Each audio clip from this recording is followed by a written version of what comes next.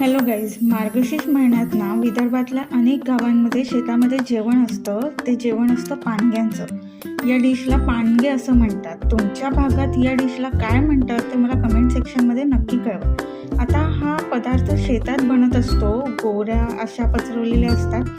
त्यानंतर कोळसे कसे पेटतात त्याप्रमाणे गोवऱ्या पेटतात आणि त्यानंतर त्यावर हे पानगे शिजवायचे असतात. आता शेत नसलं तर घरीसुद्धा हा प्रकार बनवता येतो, फक्त गोवऱ्या त्यासाठी लागतात. आता हा पदार्थ आई बनवती आहे आणि त्यानंतर इथे गोवऱ्यांवर आम्ही तो शिजवलेला आहे. आता या पानग्यांना धूळ बसलेला असतो गोवऱ्यांचा, त्यामुळे याला थोडंसं स्वच्छ करावं लागतं.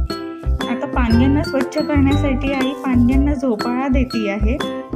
या झोपाळ्यामध्ये त्यातला सगळा डस्ट बाहेर पडतो आणि फ्रेश असे पानगे बाहेर निघतात. आता हे फ्रेश पानगे. कसा वाटला व्हिडिओ नक्की कळवा. Bye bye.